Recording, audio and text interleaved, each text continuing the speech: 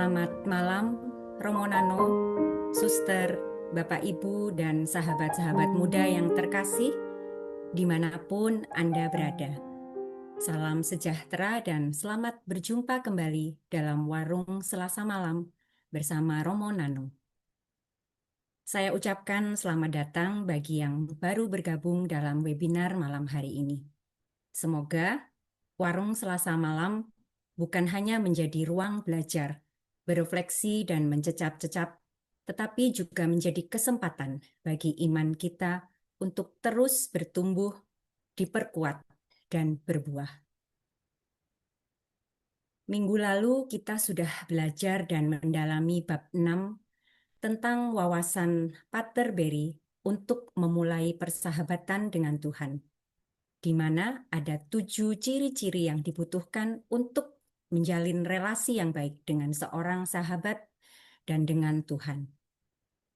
Malam hari ini kita sudah memasuki bab 7 dari buku Belajar Berdoa karya Pater James Martin SJ tentang doa permohonan. Semua orang butuh pertolongan. Kita semua tentu pernah mengalami masa-masa sulit atau masa-masa krisis di dalam hidup kita. Entah karena persoalan pribadi, keluarga, pertemanan, ataupun pekerjaan. Di masa-masa seperti itu, kadang kita merasa kesulitan untuk berdoa. Bahkan tidak jarang kita bertanya, apa ya yang harus aku mohonkan dalam doa?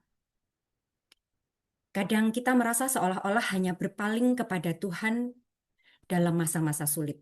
Atau bahkan kita menganggap doa permohonan adalah hal yang kekanak-kanakan. Nah, Pater James Martin mengajak kita untuk menyadari bahwa kita butuh berdoa untuk segala hal baik yang mungkin kita perlukan. Kita berdoa adalah karena kita membutuhkannya. Di hadapan Tuhan, kita menyadari akan segala kerapuhan dan keterbatasan diri kita. Bersama Romo Nano SJ malam hari ini, kita diajak untuk mendalami dan mengupas tuntas bab 7 tentang doa permohonan. Doa permohonan bukan hanya meminta sesuatu, tetapi meneladani Yesus, pendoa yang sempurna. Baiklah, sahabat-sahabat webinar yang terkasih, seperti biasa, sebelum webinar dimulai, saya akan kembali membacakan tata tertib webinar dan nanti akan dilanjutkan dengan doa pembuka. Tata tertib yang pertama, mohon merename sesuai dengan nama yang sebenarnya. Yang kedua, mohon menonaktifkan mikrofon selama sesi berlangsung. Yang ketiga, mohon menyampaikan pertanyaan ataupun pernyataan melalui chat room. Mari kita hening sejenak, kita satukan hati. Dalam nama Bapa dan Putra dan Roh Kudus. Amin. Allah Bapa yang Maha Baik, di tengah kesibukan hari kami bersyukur malam ini Engkau mengundang kami kembali untuk duduk tenang, membuka hati dan mendengar sabdamu. Kami datang malam ini membawa kerinduan untuk lebih mengenal Engkau dan untuk semakin mencintai doa sebagai jalan hidup kami. Kuduskan webinar ini dan teguhkan kami untuk hadir sepenuhnya. Dan buatlah hati kami lembut, siap menerima apapun yang ingin Kau sampaikan malam ini melalui Romo James Martin dan Romo Nano. Dalam nama Yesus Tuhan kami. Amin.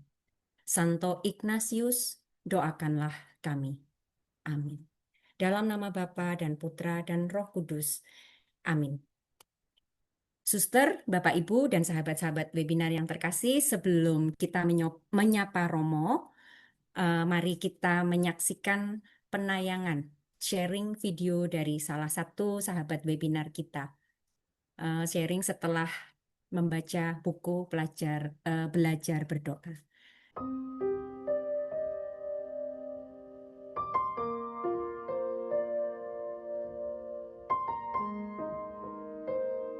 Saya telah membeli buku Belajar Berdoa karangan Pater James Martin Secretius lewat toko buku Canisius.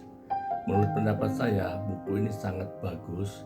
Bagaimana kita bisa belajar dengan berdoa dengan baik, sekaligus buku ini sebagai pedoman bagi semua orang untuk belajar berdoa. Saya sangat berterima kasih atas webinar yang diselenggarakan untuk belajar berdoa ini, terutama di bawah bimbingan Romo Nano SY, lewat ulasannya, lewat ringkasan, lewat pemaparannya, teristimewa dengan foto-foto dan gambar yang sangat unik. Juga terlebih atas sharing pengalaman dari Romo Nano sebagai imam Yesuit. Sekali lagi saya mengucapkan terima kasih atas webinar, juga kepada Romo Nano SY. Terima kasih. Terima kasih Bapak Nathanael untuk sharing pengalamannya membaca buku Belajar Berdoa. Kami masih tetap mengundang Bapak Ibu dan sahabat-sahabat muda untuk mengirimkan video singkat sharing pengalaman pribadi setelah membaca buku Belajar Berdoa. Apa namanya? Misalnya dari bab mana yang paling menyentuh, kemudian yang berkesan bisa di-sharingkan, dibuatkan video, kemudian dikirimkan ke Ibu Maria. Terima kasih sekali lagi untuk Pak Nathanael. Selamat malam, Romo Nano. Selamat malam Yuda, apa kabar? Baik, Romo. Romo, bagaimana kabarnya? Kabar baik, kabar baik. Kabar baik, Nyi Romo. Nggak hujan ya, Ya, Romo, Klaten? Klaten terang benderang, Terang panas. benderang. Baik, silahkan Romo untuk memulai pembelajaran malam ini. Terima kasih Yuda sudah mengantar kami semua untuk masuk ke bab 7. Sebelumnya terima kasih kepada Pak Nathanael yang sudah membagikan pengalamannya membaca buku Belajar Berdoa. Saya terus mengundang Anda semua teman-teman untuk membuat rekaman Anda sendiri, khususnya bagian mana yang paling mengesan untuk Anda. Karena seperti yang sudah kita lihat bersama, mulai bab 1, bab 2, sampai bab 6, kita melihat poin-poin pentingnya, bukan? Dan saya percaya Anda semua, para peserta, membaca masing-masing bab, sehingga pasti ada bagian tertentu yang mengesan. Maka usul saya, mari membuat video, lalu cobalah menyampaikan bagian tertentu dari bab tertentu yang mengesan bagi Anda. Saya kira kalau semakin spesifik bagian tertentu yang disebut itu bagi kami yang akan melihat video Anda akan lebih terkesan. Ayo teman-teman, jangan malu-malu untuk menyampaikan yang paling mengesan di masing-masing bab, lalu bagikan kepada kami.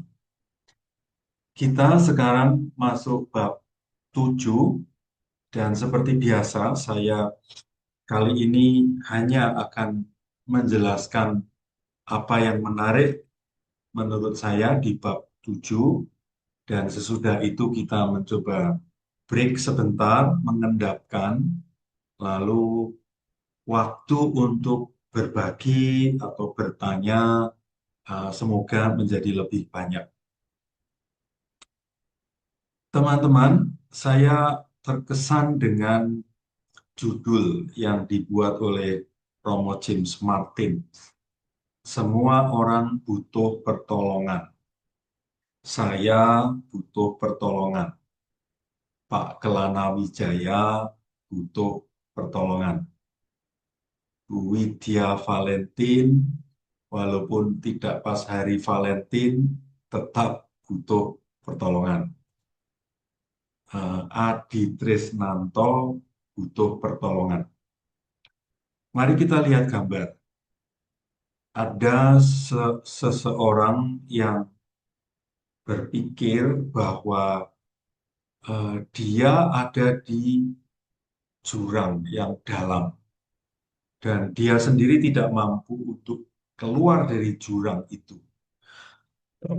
Dia butuh pertolongan. Maka dia mengajukan sebuah permohonan untuk eh, mendapatkan pertolongan.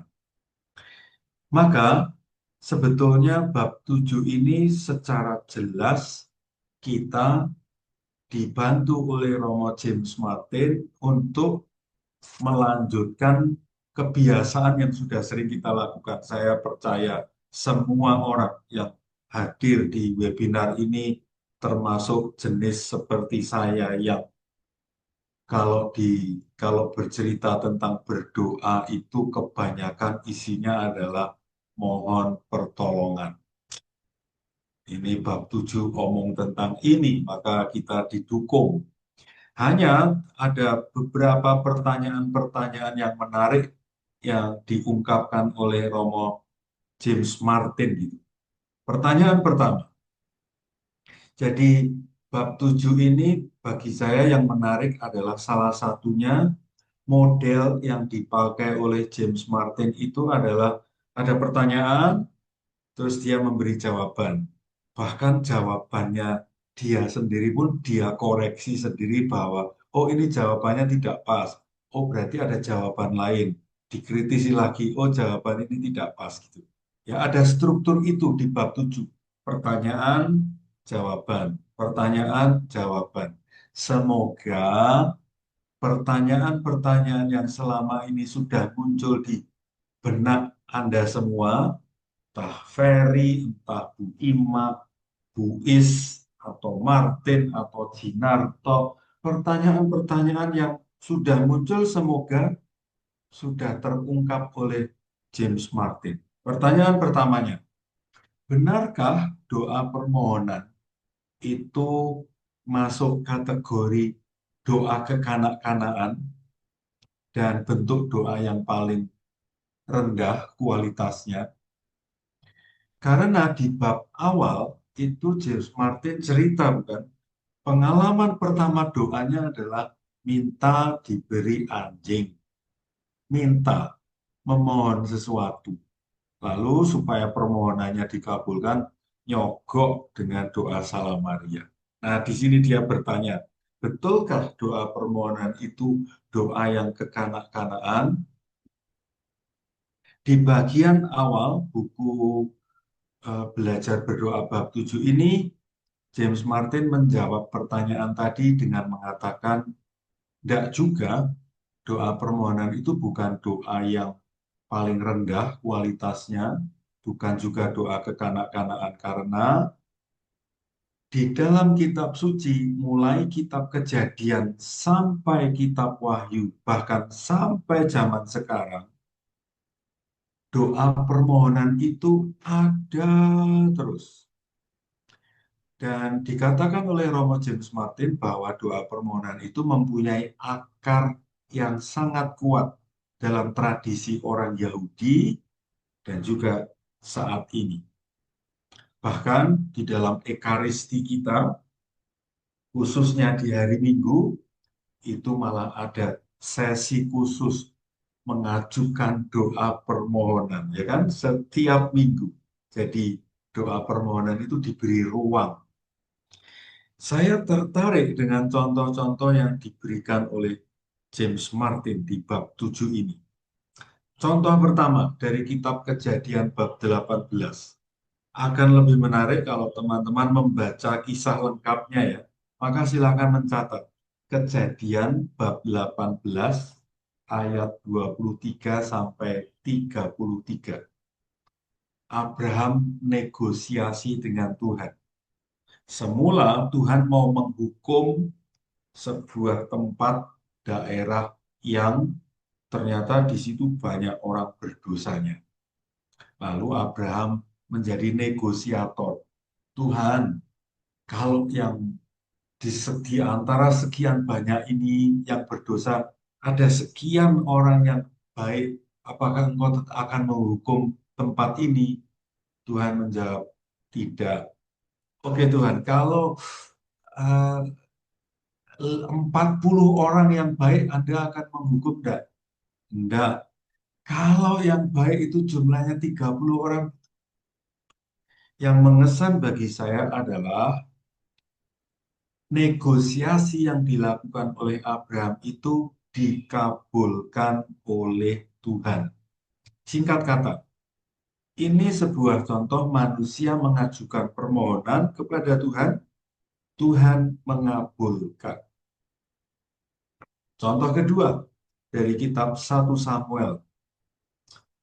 Hana, seorang perempuan Yahudi, sudah menikah cukup lama, tidak kunjung mendapatkan mempunyai anak. Lalu dia mohon kepada Tuhan diberi anak. Dikabulkan? Dikabulkan. Alhamdulillah, betapa senangnya seorang ibu diberi anak, apalagi anaknya dua. Ada yang laki-laki, ada yang perempuan, dah komplit. Elia berada di daerah kalau tidak salah namanya Sarfat, ya, daerah Sarfat. Di sana dia ketemu dengan seorang janda yang mempunyai seorang anak dan anaknya sakit, malah mau meninggal gitu. Dan Elia memohon supaya Tuhan jangan mengambil nyawa anak ini. Dikabulkan? Dikabulkan.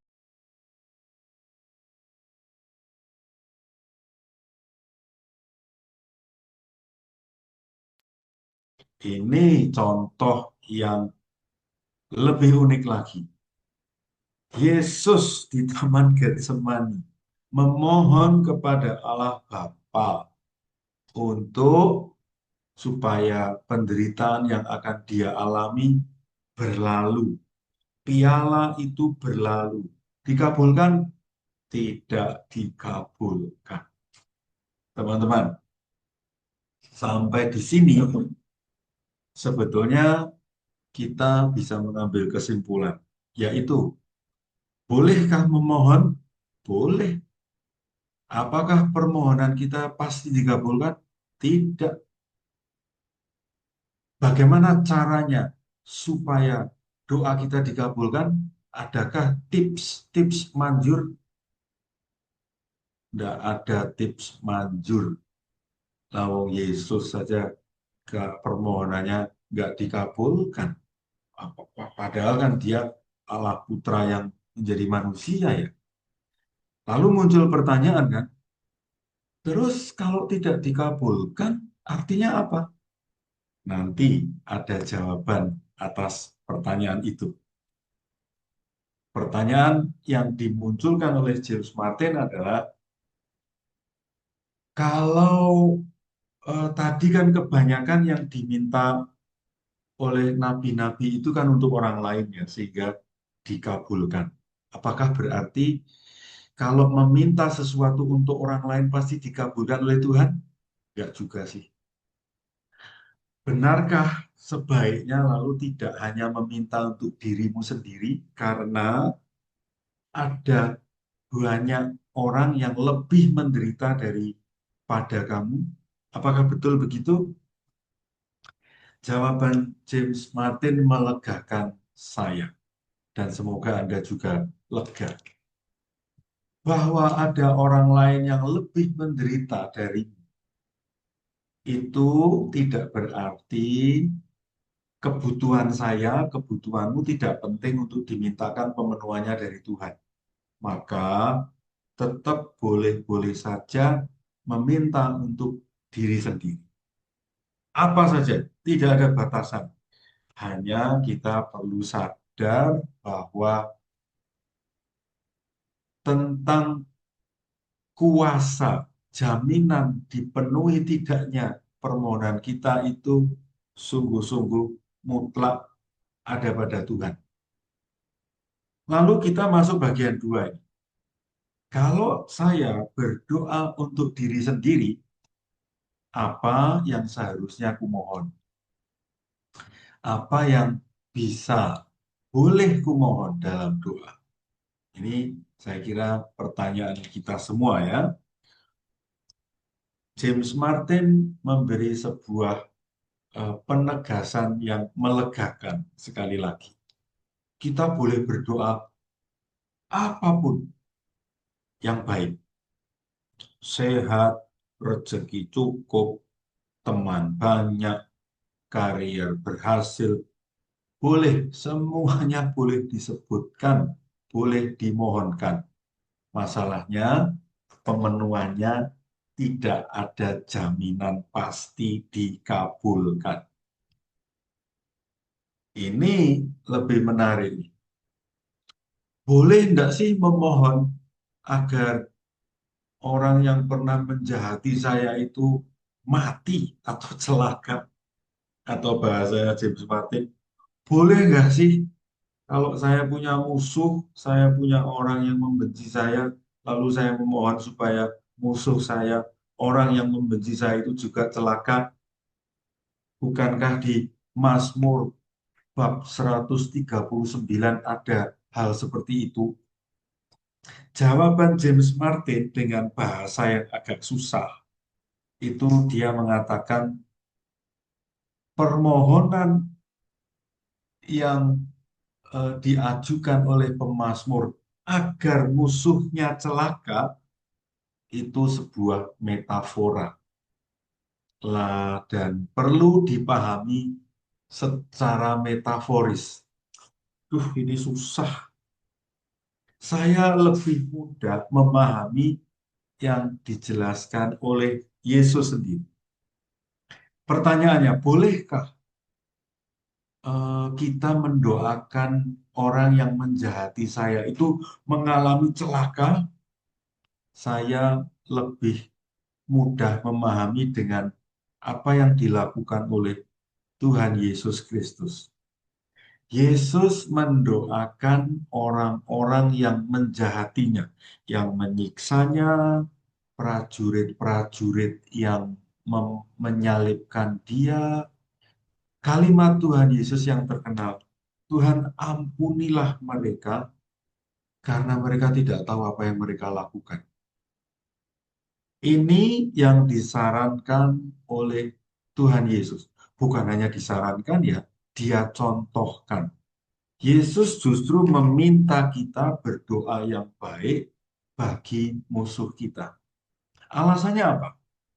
James Martin menjelaskan mengapa sebaiknya kita tidak mendoakan orang yang menjahati kita menjadi celaka, tetapi mendoakan orang yang menjahati kita itu mengalami hal yang positif karena apa? Niatan, hasrat, keinginan hati kita untuk membuat orang lain itu celaka, itu sebetulnya merugikan kita sendiri. James Martin memakai kata korosif, Korosif. Korosif. Korosif itu air laut kalau banyak mengenai kerangka mobil bagian bawah atau sebuah mobil yang sering melintasi jalan-jalan yang tergenang air laut, Tanjung Priok, Semarang, bagian utara, itu akan mudah berkarat.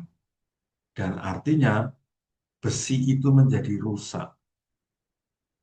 Niat buruk, hasrat jahat, keinginan untuk mendoakan orang mengalami celaka itu meracuni hati kita sendiri. Atas dasar alasan itulah, maka Yesus lebih memberi contoh mendoakan yang baik untuk orang yang melakukan hal jelek pada kita.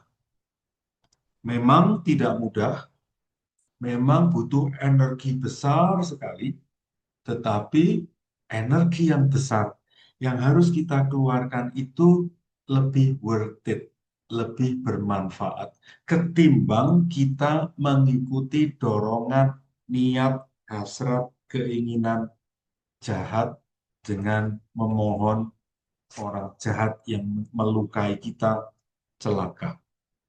Semoga hal ini menjadi jelas bagi kita semua tentang hal ini. Lalu James Martin membuat sebuah analogi. Kalau saya dijahati oleh seseorang, lalu saya memohon Tuhan sebagai pribadi yang mengenal saya dengan baik, lalu seperti kalau minta Tuhan mencelakai orang jahat itu seperti ya saya punya sahabat dan sahabat saya ini meminta saya melakukan sebuah kejahatan terhadap orang lain yang sebetulnya saya sendiri tidak mengalami kejahatan itu. Maka sebetulnya memohon Tuhan melakukan sesuatu untuk mencelakai seseorang itu sendiri melukai, merusak persahabatan. Sampai di sini James Martin lalu mengambil sebuah simpul yang sangat bagus. Kita semua, teman-teman, semua yang hadir dalam webinar ini seperti mangkok keramik yang cacat, yang rusak. Dan kita butuh agar kerusakan kita itu diperbaiki. Maka doa permohonan itu seperti sebuah kesadaran bahwa saya tidak sempurna, saya punya banyak kekurangan, saya punya banyak hal yang belum terpenuhi, dan memohon Tuhan bertindak untuk memperbaiki, untuk menyembuhkan, untuk melengkapi, itu menjadi hak kita dan bagus untuk kita lakukan. Supaya menjadi lebih konkret, James Martin perlu kita syukuri teman-teman memberi contoh 10 hal yang seringkali diminta oleh James Martin, dimohonkan oleh James Martin kepada Tuhan. Sebelum saya mengajak Anda untuk melihat 10 contoh ini, saya mau mengajak Anda untuk mulai menyadari bahwa cermati baik-baik teman-teman. 10 hal yang dimintakan oleh James Martin ini tergolong nilai-nilai yang bagus. Dan mari kita nanti mengambil waktu sejenak ya untuk mencoba mendaftar. Selama ini apa saja sih yang kumohonkan pada Tuhan itu? Dan sejauh mana yang kumohonkan pada Tuhan itu dipenuhi oleh Tuhan. Mari kita lihat apa saja yang 10 hal yang dimintakan oleh James Martin. Yang pertama, kebijaksanaan. Kebijaksanaan itu berarti sebuah kemampuan untuk memilah-milah dan akhirnya memilih. Ini penting untuk kita mintakan. Teman-teman, kita bisa mencontoh James Martin untuk memohon Tuhan memberi kita rahmat kebijaksanaan ini. Karena apa? Setiap hari kita itu diberi banyak sekali tawaran. Setiap hari ada banyak kesempatan untuk memilih. Dan kita harus mengakui, seringkali pilihan-pilihan kita itu masih perlu ditingkatkan kualitasnya. Maka mari kita mencontoh Romo James Martin untuk memohonkan rahmat ini. Kemampuan memilah dan akhirnya memilih tindakan yang benar. Kedua, ini juga perlu kita mintakan ya, karena kita baru saja mengalami sebuah peristiwa yang mengerikan ya, yang nyaris membuat negeri kita tercinta Indonesia ini nyaris hancur lebur loh. Beberapa anggota parlemen yang terhormat yang seharusnya mewakili rakyat tidak menunjukkan sikap yang rendah hati, tidak menunjukkan sikap sadar diri siapa mereka, malah mengatakan kalimat-kalimat atau kata-kata yang melukai hati rakyat, hati kita. Kita disebut tolol. Teman-teman, menurut saya, orang-orang yang mengucapkan kalimat-kalimat seperti itu adalah orang-orang yang sombong, merasa dirinya jauh lebih besar ketimbang orang lain, tinggi hati, congkak, tidak tahu diri. Kita sudah melihatnya dampak kalau seseorang itu tidak rendah hati. Apalagi seseorang ini sedang ada di posisi sebagai penguasa. Maka supaya kita tidak terkena penyakit yang disebut kesombongan, dan kesombongan itu menghasilkan sebuah kekacauan, maka mari kita mohon kerendahan hati. Ini sungguh sangat penting karena apa? Kecenderungan alamiah kita semua, teman-teman. Siapapun, saya, Anda, Stefani Hasan, Bu Mahda, Tin, Heri Patono, Pak Ramlan, siapa saja, termasuk Imelda, Elsie, kita punya kecenderungan sombong. Maka mari jangan pernah berhenti mohon rahmat kerendahan hati. Dan sayangnya, dan ini perlu kita pahami bersama teman-teman, termasuk Tong Kai Lai, ini nama yang unik. Selamat malam, Tong Kai Lai, Yohana, Pak Hari, pengguna Zoom, kok ada nama pengguna Zoom ini ya.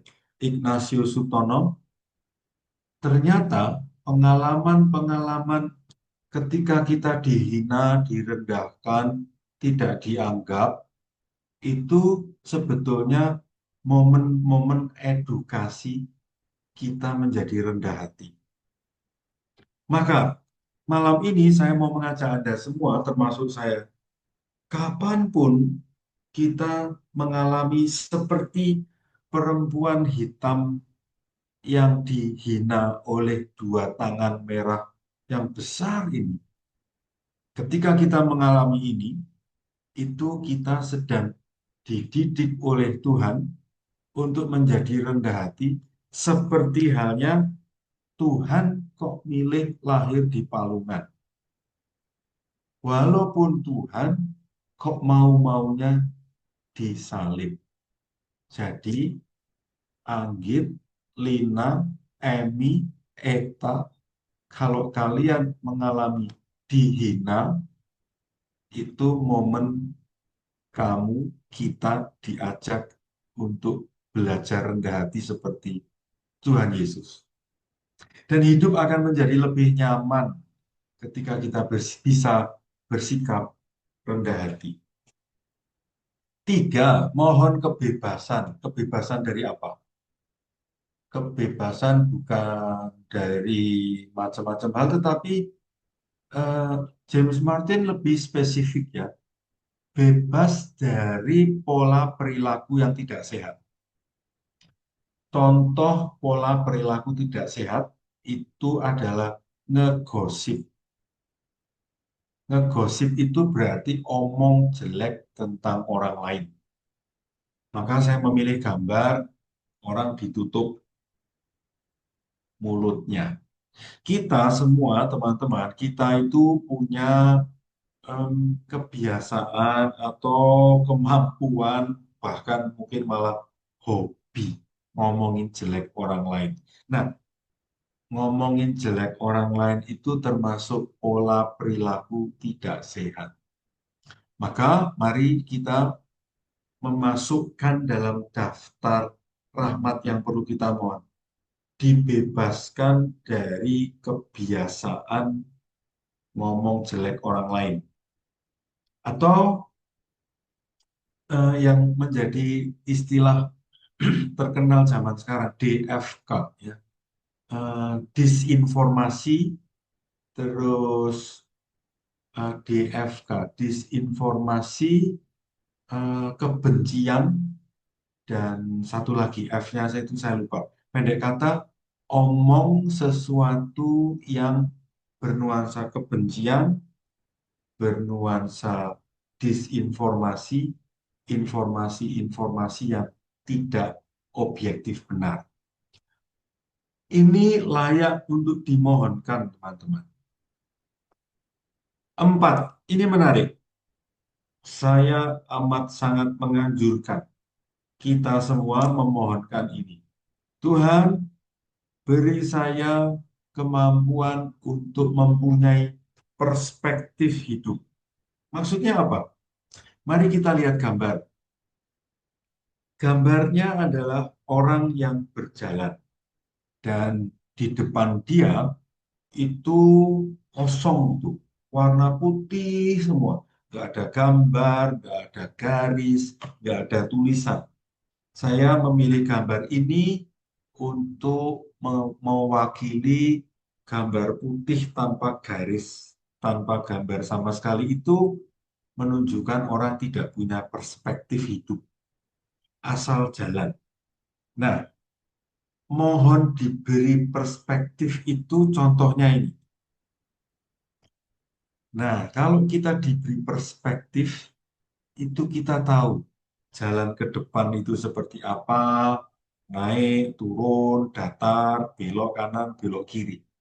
Mari teman-teman, jangan lupa memohon kepada Tuhan diberi perspektif hidup yang positif.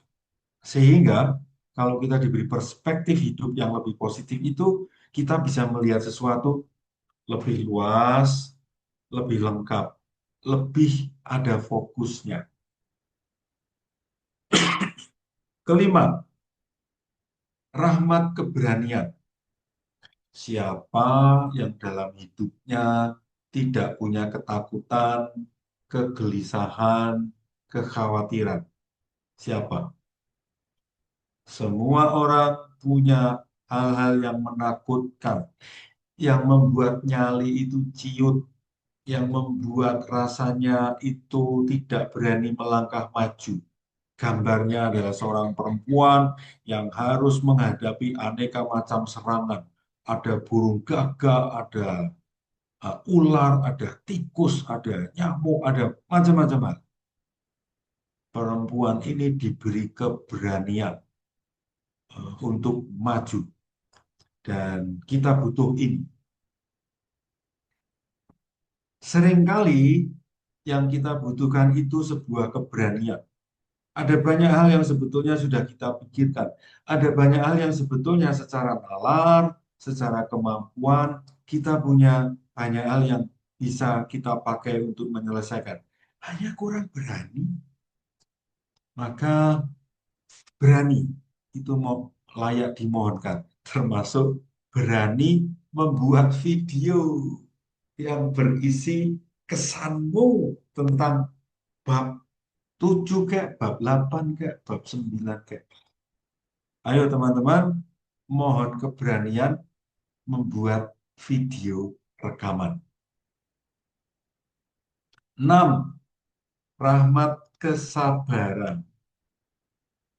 Kita kita punya rencana, keinginan, harapan supaya ini terpenuhi dalam waktu yang sesingkat-singkatnya. Tapi realitanya kita tidak pernah bisa mendapatkan yang kita mohonkan sesuai dengan waktu yang kita inginkan.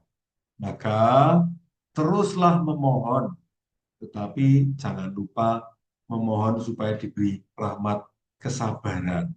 Supaya kalau kita mohon itu juga kita pasrah mendapatkan rahmat pemenuhannya sesuai dengan waktunya Tuhan. 7.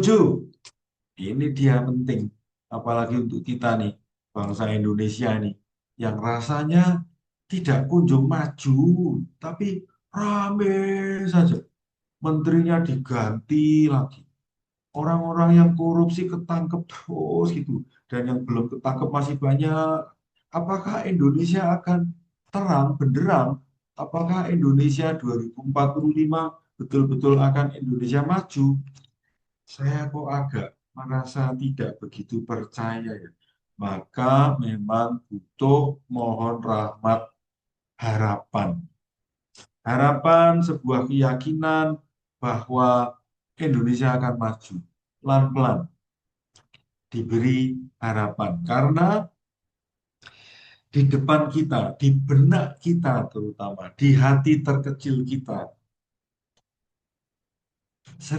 seringkali kita cukup dominan, dikuasai oleh masalah, kesedihan, kepahitan hidup, kesuraman.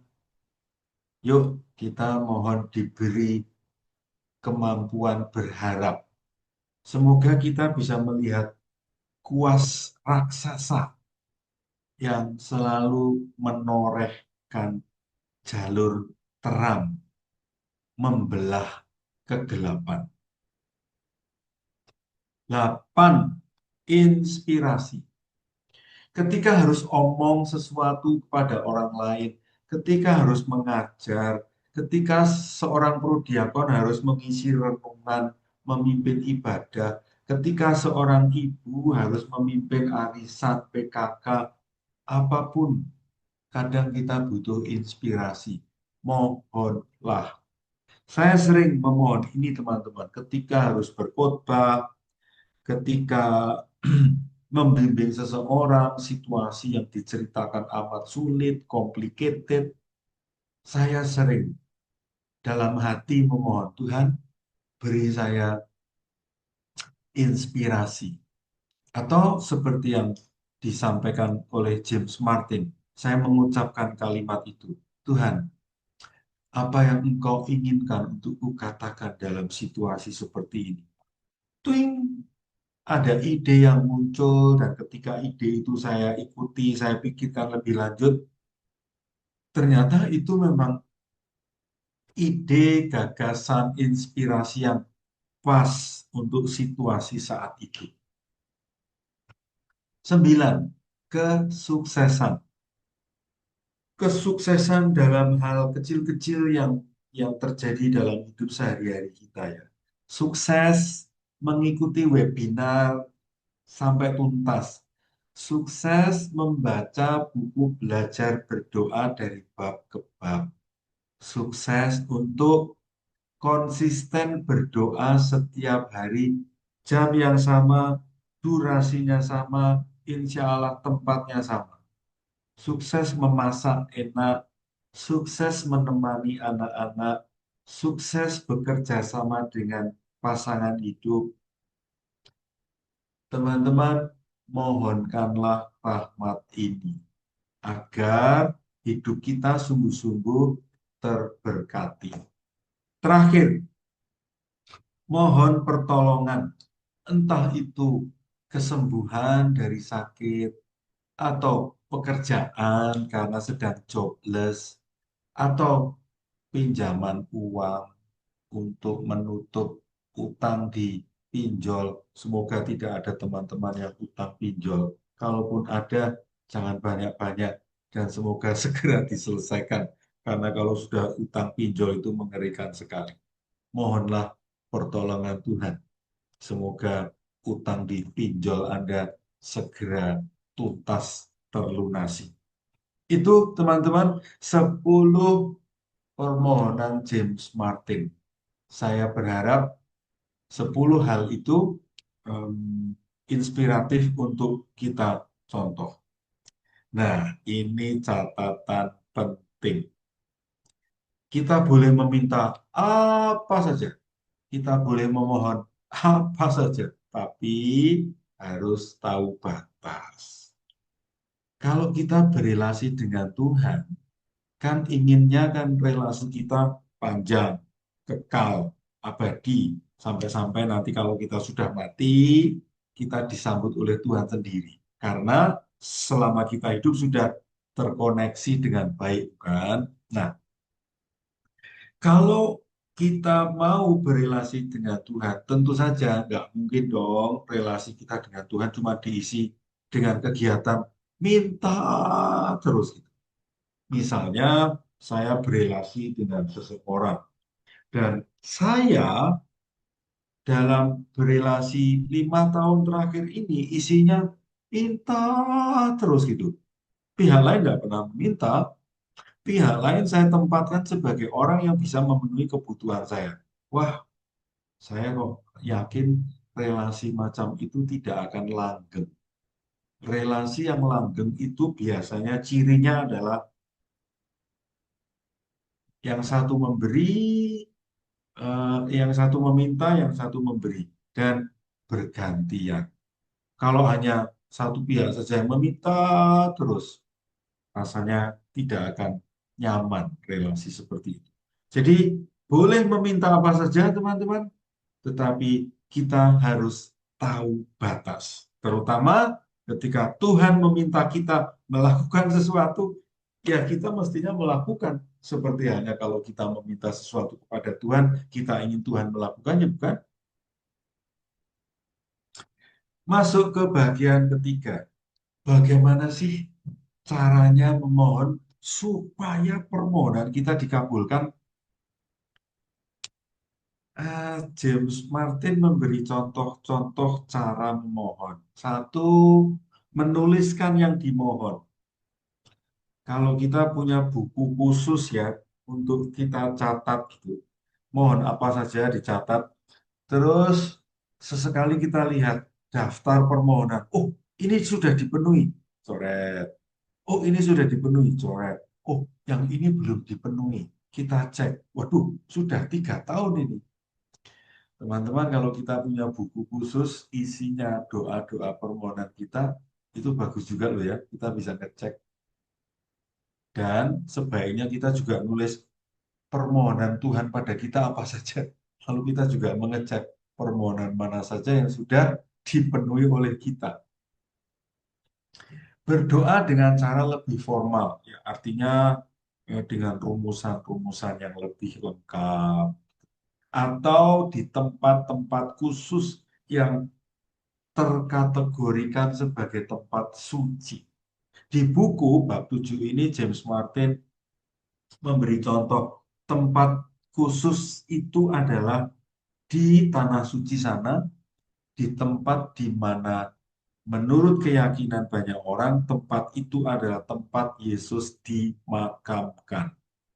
Menurut James Martin, tempat khusus seperti itu mempunyai daya magis tertentu bahwa doa kita dikabulkan. Walaupun catatannya tetap sama, tidak jaminan doa kita dikabulkan.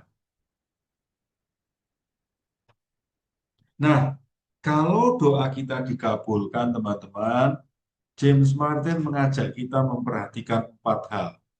Satu, nikmatilah.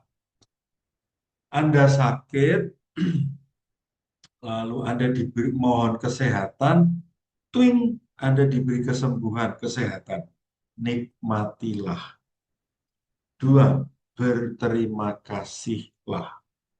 Tiga, tunjukkanlah rasa terima kasihmu pada Tuhan. Empat, bagikan kegembiraanmu itu pada orang lain. Teman-teman, kalau kita melakukan 4 hal itu, maka kita sungguh-sungguh menikmati rahmat, berkah, karunia, kesehatan dari Tuhan. 4, bagian keempat.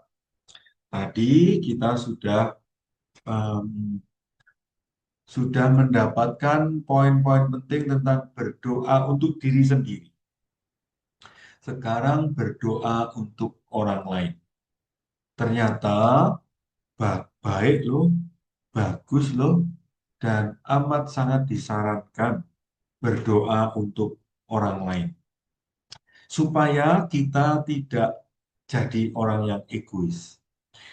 Mari lihat gambar, teman-teman. Mari kita lihat slide-nya.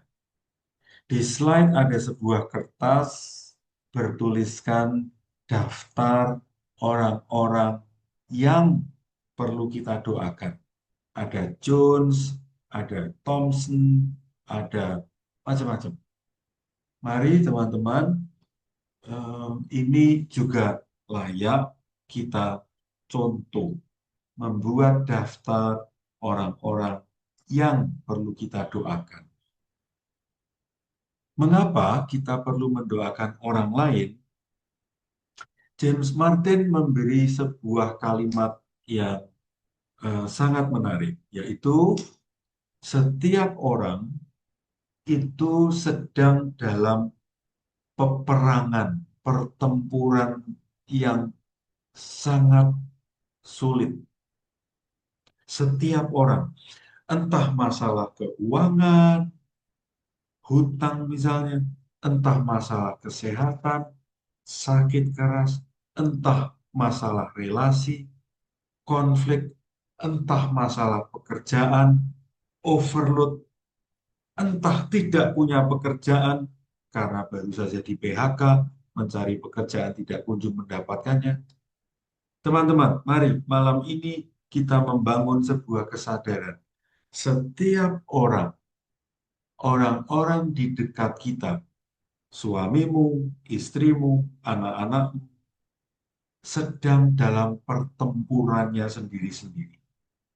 Karena itu, kita layak mendoakan orang-orang dekat kita.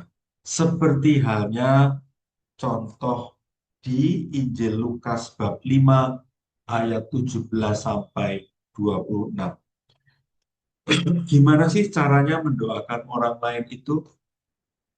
Caranya adalah membayangkan, dalam hati membayangkan orang yang sakit kita bawa untuk mendekati Tuhan supaya disembuhkan.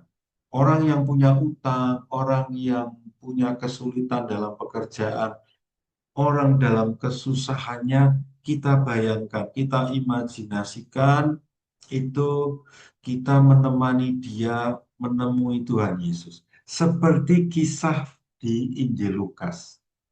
Ada orang satu lumpuh, lalu ada 4 orang yang melihat satu orang lumpuh itu. Dan mereka tergerak mengusung si lumpuh itu, lalu mereka mendatangi Yesus. Beberapa orang mengusung orang itu, dan mereka berusaha sedemikian rupa mendekatkan orang sakit itu kepada Yesus. Dan akhirnya orang itu disembuhkan.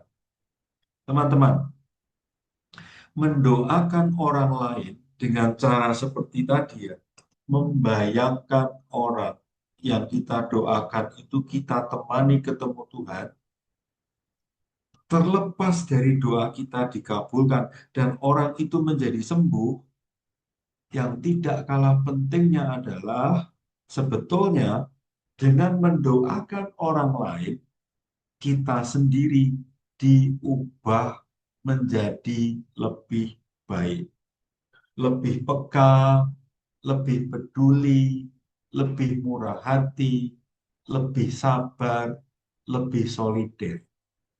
Perubahan-perubahan yang positif itu merupakan berkah-berkah yang istimewa juga. Bagian ini ditutup oleh penulis buku-buku rohani bernama Margaret Sills dengan mengatakan, ketika Anda mendoakan orang lain, dan kita perlu menyadari bahwa seringkali kita memohon Tuhan bertindak itu, jawaban Tuhan sebetulnya menuju ke saya. Saya diundang Tuhan menjadi pertolongan konkret bagi orang yang saya doakan. Contohnya ya, saya mendoakan orang lumpuh itu. Tuhan sembuhkanlah saudaraku yang lumpuh itu. Ya sebetulnya Tuhan mencolek kita, mengundang kita untuk bergerak memberi bantuan konkret kepada orang lumpuh itu. Bagian mendoakan orang lain selesai. Kita memasuki bagian kelima, bagian yang amat sangat penting, sering terjadi dalam hidup kita. Maka mari cermati baik-baik. Doa-doa yang tidak dijawab. Tidak ada orang yang tidak mengalami hal ini. Semua orang yang hadir dalam webinar ini pasti mengalami, pernah mengalami, atau mungkin saat ini sedang mengalami. Doamu tidak dikabulkan. Atau kita kan disuruh mengetuk pintu, dan Tuhan memberi jaminan pintu akan dibuka. Lah, saya sudah ngetuk 3 tahun, 4 tahun kok pintu seperti tetap tertutup. Tidak ada tanda-tanda akan dibuka. Gimana dong memahami hal ini? Teman-teman, James Martin itu menceritakan di bab 7 itu sebuah film yang kurang lebih kita diajak membayangkan. Tuhan itu dimintai banyak doa permohonan. Terus diwakili dengan kertas post-it itu. Bayangkan, ada berapa triliun permohonan. Yuk kita bertanya, gimana ya Tuhan mendengarkan doa satu persatu itu? Gimana ya Tuhan menjawabnya? Kapan ya Tuhan menjawabnya itu? Anyway, kita tidak pernah tahu kapan, bagaimana Tuhan memenuhi permohonan-permohonan kita. Tetapi, walaupun kita tidak pernah tahu, walaupun tidak ada jaminan pasti doa kita dikabulkan, tetapi James Martin membesarkan hati kita. Terus tetaplah berdoa, teruslah memohon, karena dengan berdoa, dengan memohon, saya telah membuat diri saya itu jelas di hadapan Tuhan. Saya butuh A. Dan berpikir positif. Tuhan tahu yang kuinginkan. Yang ketiga, percaya Tuhan akan menjawabnya dengan caranya, bukan dengan caraku. Persis di sini teman-teman, kita perlu menata diri lebih baik. Tidak egois, tidak menuntut selalu permohonan kita dipenuhi. Dengan cara 3 hal ini ya, pahami baik-baik teman-teman. 1, saya sudah membuat diri saya jelas di mata Tuhan bahwa saya butuh A. 2, berpikir positif, yakin Tuhan tahu ya yang kuinginkan. 3, apakah Tuhan akan memenuhi? Saya tidak akan pernah tahu. Tapi saya percaya Tuhan akan memberi sesuatu untuk saya sesuai dengan caranya. Kalau kita masih berpikir, kok permohonanku tidak segera dikabulkan? Mungkin kita terkategorikan sebagai orang yang egois. Mungkin kita harus siap dengan pertanyaan, menjawab pertanyaan, kamu sering nggak memenuhi yang dimohonkan oleh Tuhan untuk kamu lakukan? Nah, gugatan seperti itu juga perlu kita perhatikan. Bagian ini juga sangat penting. Mengapa ada doa-doa yang tidak dijawab oleh Tuhan? Mengapa ada permohonan-permohonan yang tidak dipenuhi sesuai dengan keinginan kita? Pertanyaan ini seringkali muncul. James Martin memberi 4 kemungkinan jawaban.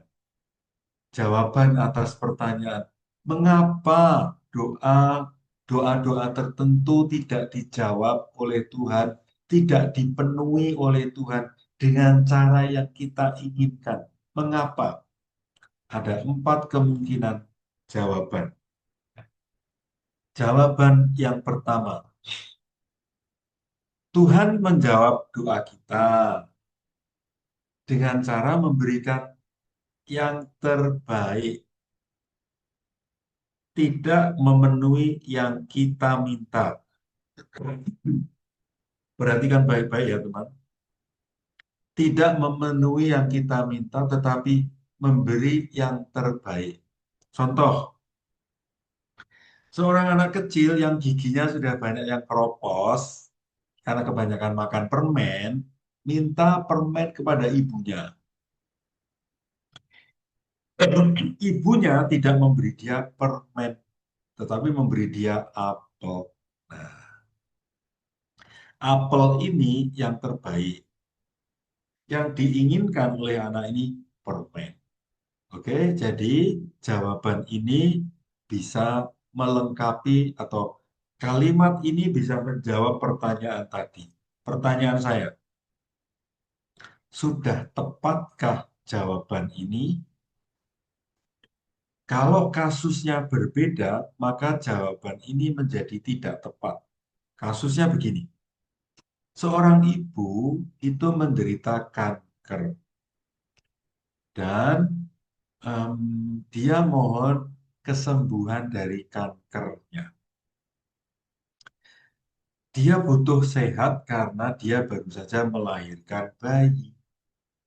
Nah, dia mohon kesembuhan agar bisa merawat bayi itu sampai anak ini dewasa. Ternyata permohonan ibu ini tidak dikabulkan. Tuhan memberikan yang lain. Misalnya dengan segala hormat, ibu ini meninggal karena kanker. Nah, dalam situasi macam itu, apakah saya akan mengatakan kepada suaminya, kematian istrimu itu yang terbaik yang diberikan Tuhan kepadamu, kepada istrimu? Apakah saya akan mengatakan hal itu? Saya tidak akan mengatakan hal itu, bahwa kematian itu lebih baik daripada kesembuhan.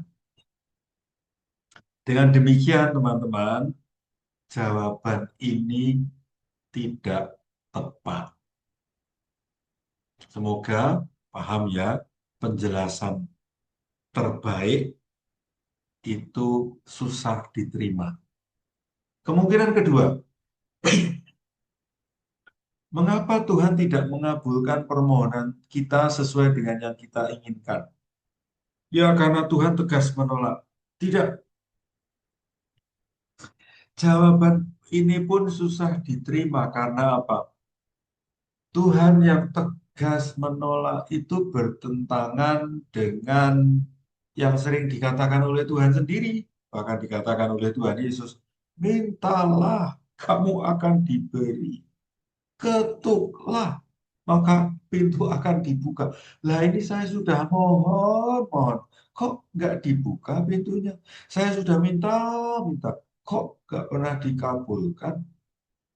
Jadi, jawaban ini pun tidak bisa diterima.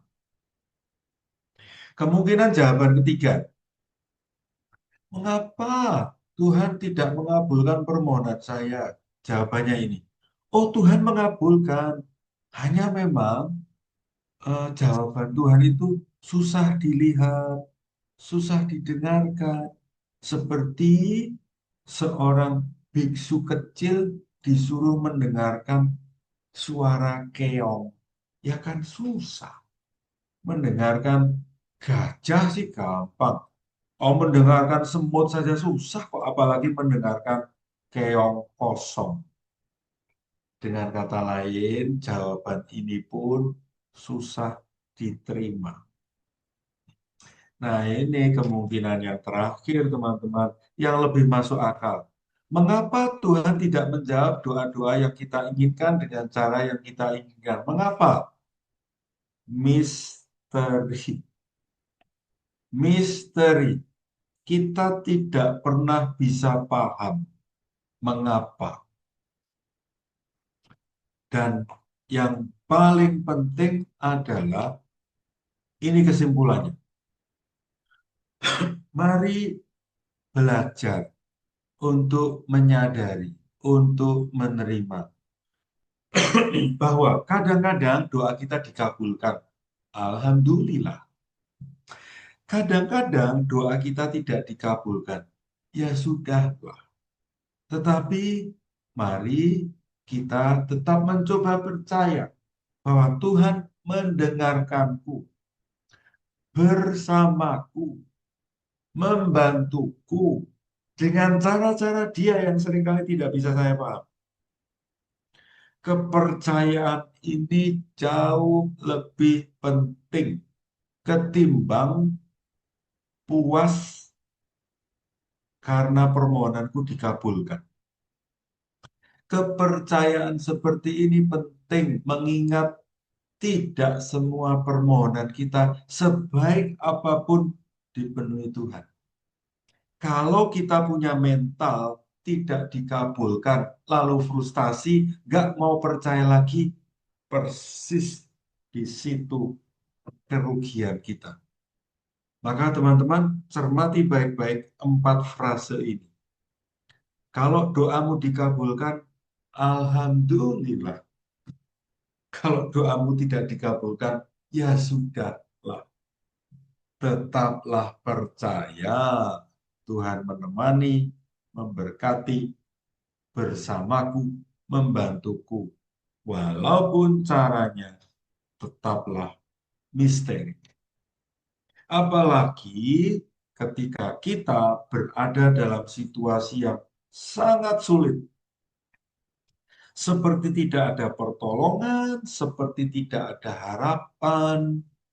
Mari kita tetap percaya Tuhan akan menolong. Walau kita tidak pernah tahu bagaimana bentuk pertolongan Tuhan. Teman-temanku, inilah inti, inilah esensi, inilah saripati iman kita, yaitu tetap percaya walau kita tidak melihat tanda-tanda. 6. Ini bagian terakhir. Yesus pendoa teladan, atau kita bisa mencontoh apa dari Yesus itu? Seorang Romo Yesuit Jerman sudah meninggal, namanya Karl Rahner, itu menyebut 3 unsur yang perlu kita pelajari, perlu kita contoh dari Tuhan Yesus. Pertama, permohonan yang realistis. Maksudnya apa? Permohonan yang jujur, apa adanya, tidak dibuat-buat. Tuhan, saya haus. Tuhan, saya lapar. Saya mau diberi makanan dan minuman. Tuhan, saya kesepian. Beri saya teman penghiburan. Tuhan, saya sakit hati. Beri saya hati yang sembuh. Untuk realistis ini tidak semua orang bisa.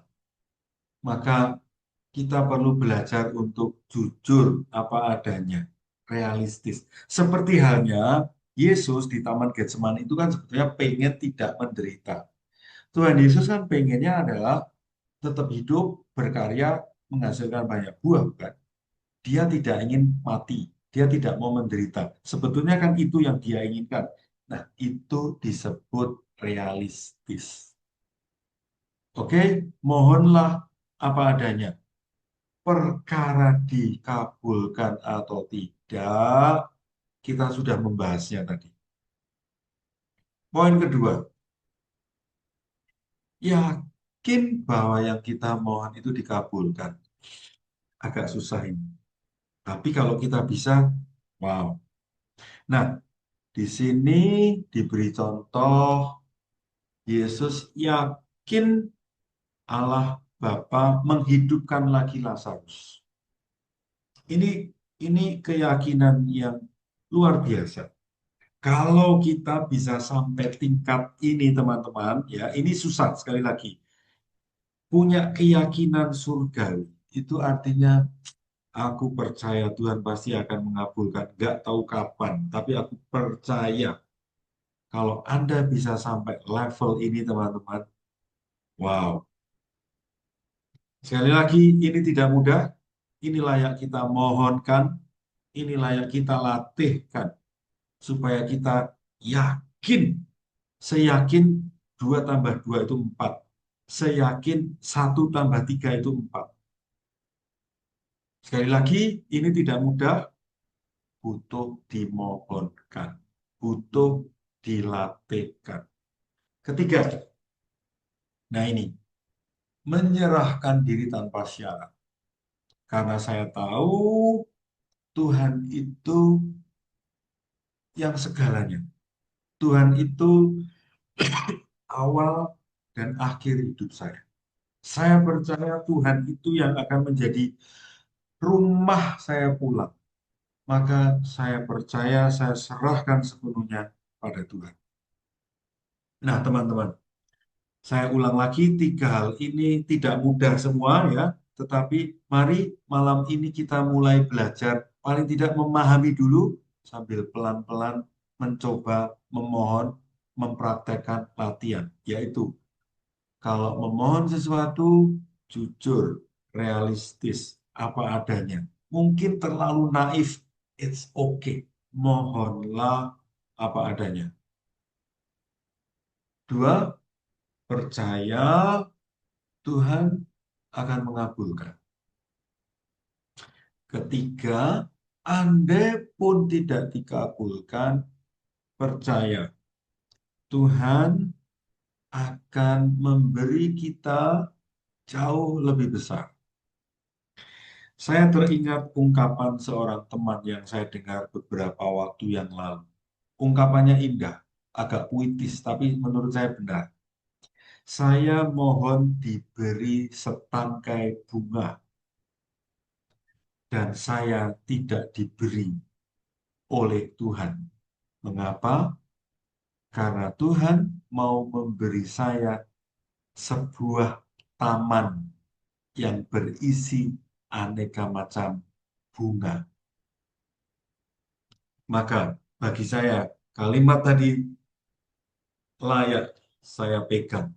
Ketika saya memohon 1 tangkai bunga, saya tidak diberi, Tuhan akan memberi saya entah 1 taman bunga, entah 1 pohon bunga, atau hal lain yang entah lebih besar, lebih hebat, lebih istimewa ketimbang 1 tangkai bunga. Saya mau meyakini hal itu. Sampailah di 2 slide terakhir sebagai penutup. Ini pertanyaan-pertanyaan yang favorit ya. Berdoa meminta yang kita butuhkan, boleh nggak? Boleh lah. Selalu akan menerima yang kita mintakan, yang kita butuhkan? Enggak. Lalu nggak perlu lagi berdoa dong, karena tidak ada jaminan yang kita mintakan itu pasti akan dipenuhi. Ya tetap perlu berdoa lah. Apakah kita tidak perlu percaya pada Tuhan yang tidak selalu akan memberikan yang kita mohonkan? Ya tetap perlulah. Saya tetap perlu Tuhan. Karena Tuhan adalah rumah nanti saya pulang. Tuhan adalah yang melengkapi kekurangan saya. Maka saya tidak akan pernah beralih dari Tuhan. Walau banyak permohonan saya tidak dikabulkan. Dan ini bagian yang terakhir. Bahasa Inggrisnya tidak saya terjemahkan, tetapi saya menulis simpul yang ini dari saya sendiri. Teman-teman, Ignatius Sutono, Yunita Sutantio, Tong Kai Lai, Jerry Pati Peilohi. Mari lanjut dan menjaga, mengembangkan relasi personal kita dengan Tuhan. Seperti halnya saya menjaga relasi dengan teman-teman yang ikut webinar ini. Dengan cara saya terus membuat webinar Selasa malam bersama teman-teman panitia. Bagi saya yang penting itu menjaga dan mengembangkan relasi. Walaupun permohonan membuat video tidak selalu dipenuhi oleh teman-teman gitu. Saya akan melihat, akan terus mencoba melihat ada jauh lebih banyak kebutuhan saya yang dipenuhi oleh Tuhan kok walaupun saya tidak memohonkan. Saya memohonkan 5 hal dan 5 hal itu tidak dipenuhi. Tetapi Tuhan memenuhi saya 75 hal yang tidak pernah saya sadari, tidak pernah saya mohonkan. 75 hal itu dipenuhi oleh Tuhan. Oksigen, kesehatan, jantung berfungsi baik, ginjal berfungsi baik, darah mengalir baik, makanan cukup, minuman cukup, ke apa ya, apresiasi dari banyak orang saya dapatkan terus-menerus dari teman-teman. Teman-teman, jangan pernah berhenti percaya pada Tuhan hanya karena permohonan kita tidak dipenuhi, karena ada lebih banyak hal yang dipenuhi oleh Tuhan walaupun kita tidak pernah memohonkan. Semoga teman-teman terus mau menjaga, mengembangkan relasi personal dengan Tuhan. Demikian yang bisa saya persembahkan membantu teman-teman memahami bab 7. Mari kita break mengendapkan apa yang sudah kita lihat.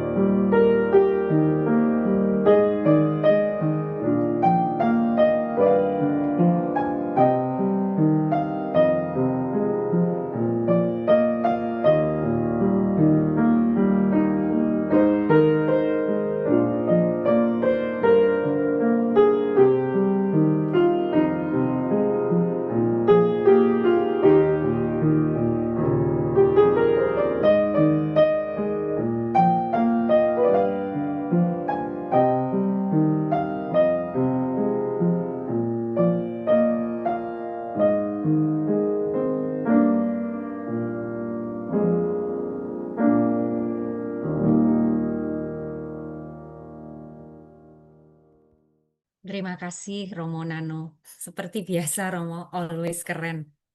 Gambar-gambarnya keren Romo. eh Romo, sebelum kita apa namanya menjawab, Romo memberi tanggapan atas pertanyaan dan pernyataan sahabat-sahabat webinar, kita foto dulu nih Romo. Eh, Mari. Bu Evi boleh minta tolong untuk Oke, foto? Ya. sebentar saya ganti dulu. Ada 15 halaman di tempat saya. Oh, Mohon nggak ngasih reaction dulu ya supaya bersih. Oke, halaman pertama, 1, 2, 3. Halaman kedua, 1, 2, 3. Halaman ketiga, 1, 2, 3. Keempat, 1, 2, 3. Kelima, 1, 2, 3. Keenam, 1, 2, 3. Ketujuh, 1, 2, 3. Kedelapan, 1, 2, 3. Sembilan, 1, 2, 3. 10, 1, 2, 3. 11, 1, 2, 3. 12, 1, 2, 3. 13, 1, 2, 3. 14, 1, 2, 3. 15, 1, 2, 3. Oke, sudah selesai. terima Makasih. kasih Bu Evi. Oke, terima kasih. eh Romo, tadi sangat apa namanya? Saya terkesan dengan kalimat Romo yang dalam masa paling sulit sekalipun tetaplah berdoa, tetaplah percaya. Sepercaya 1 kali 0 atau berapapun kali 0 sama dengan 0 ya Romo. Iya, ya. Kalau saya melihat 0 tuh berarti wah ini masih misteri gitu Romo. Jadi apa namanya? Walau kita tidak melihat tanda-tanda masih istilahnya 0 gitu ya Romo, tapi tetap Iya, ya. percaya. Itu Romo. Terima kasih Romo. Sama-sama. Baik, Romo, ini kita bacakan pertanyaan atau pernyataan dulu, Romo. Em, si pengguna Zoom ini namamu siapa? Sebelum pengguna Zoom, J- Yuda sudah memilih satu dari yang ada di chat room yang menurutmu menarik? ada, Romo. Oke, Ini pertanyaan dari Bu Ratna, Romo. Jam oke. 8.48. 848. J. Oke, Kalau mendoakan arwah orang tua setiap misa, apa boleh, Romo? boleh. Lakukanlah terus karena kita tidak pernah tahu apakah orang tua kita itu sudah mapan di surga. Setiap hari saya masih mendoakan bapak saya. Dan ketika mendoakan bapak saya itu saya kepikir, bapak di mana ya sekarang? Karena saya tidak tahu dan saya juga tidak mau sok tahu. Maka saya terus mendoakan bapak saya. Toh mendoakan bapak saya nggak ada 1 menit. Tidak ada ruginya sama sekali dan sama sekali tidak berat. Dan doa saya sederhana. Tuhan ampuni dosa bapak saya, hapus kesalahan bapak saya, terima bapak saya di rumahmu, bahagia di rumah. Itu saja yang saya doakan terus-menerus. Sampai nanti saya mati dan saya bisa melihat bapak saya di mana. Semoga di surga dan semoga saya juga di sana. Maka jawaban pertanyaan untuk Mbak Ratna Indriati, boleh teruslah berdoa. Itu untuk eh, Ratna. Ada satu lagi enggak, Yuda, yang sudah kamu tandai menarik, entah pertanyaan atau sebuah cerita? Kalau ada, silakan. Lalu kita geser ke pengguna Interaksi Zoom. langsung ya, Romo ya. Pengguna Zoom siapa sih namamu? Minggu lalu sudah nulis kamu, belum tidak nulis lagi. Baik, Apa Romo sih? satu lagi ya Romo dari Bu Oke. Bu Dionisia Kristianti. Wah, Bu. ini juga penanya aktif kita ini. Kita kenal nih. Terkenal ya Romo. Jam berapa ini? Yud? 2041 Romo. 2041. Oke. Artinya pernyataan ini Romo ya. Pengalaman, keyakinan, dan persepsi saya tentang doa permohonan. Ada firman Tuhan, kalau seorang bapak yang jahat saja tidak mungkin memberikan kalajengking bila anaknya minta telur. Apalagi Bapamu di surga, ia memberikan rohnya. Terkadang kita minta telur, tapi Bapa memberi telur emas. Dan telur emas itu adalah harta surgawi. Bisa saja telur emas berupa penderitaan yang membentuk kita memiliki karakter surgawi, kerendahan hati, kesabaran, kepedulian, Ups. mengandalkan Tuhan, dan lain-lain. Dengan demikian, kita tetap bisa bersyukur dalam penderitaan atau Ups. situasi yang tidak menyenangkan. Iki sopo iki? Demikian, Romo. Oke. eh, Tadi yang masuk untuk memunculkan whiteboard Oh siapa ya? iya. Saya kepencet Romo, maaf. Eh, oke. Eh, Ibu Grace Dionisia Kristianti, terima kasih ya. Em, Tulisan Ibu itu bagus banget. Saya sangat setuju dan saya pun meyakini hal yang sama.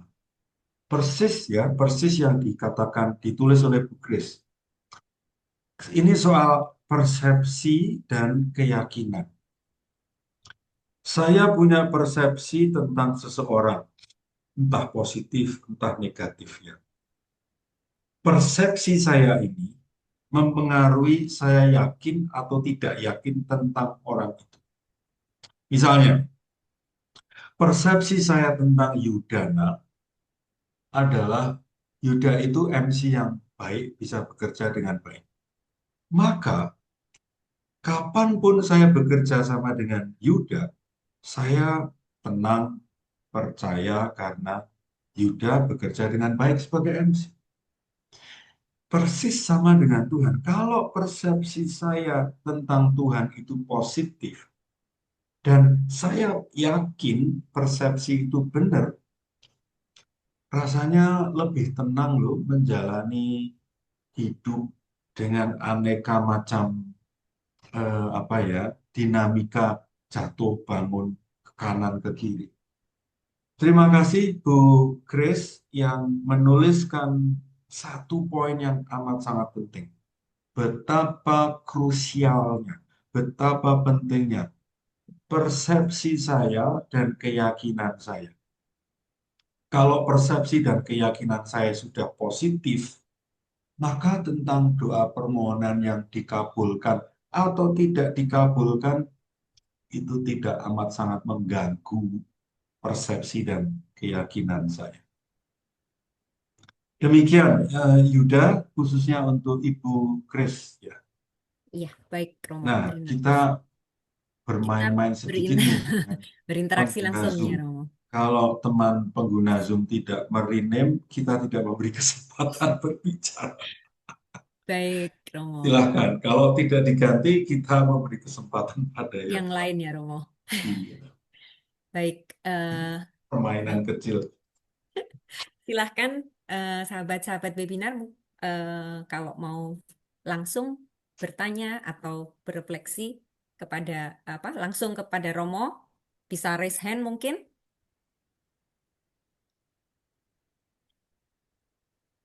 Kayaknya ini Romo. Saya Romo. Oh iya, silahkan. Selamat malam Romo. Eh, saya tertarik dengan Sebentar, Tadi namamu belum. siapa sih? Maria Kristella. Oh, ini tadi belum diganti. Belum. Saya pinjem punya anak saya Romo. Kristella Oke, Romo. Maria. Ya, Maria Kristella. Maaf ya Romo, saya nggak sadar tadi. Saya tertarik dengan 10 rahmat yang di dalam doa yang kita mohon itu ya Romo ya.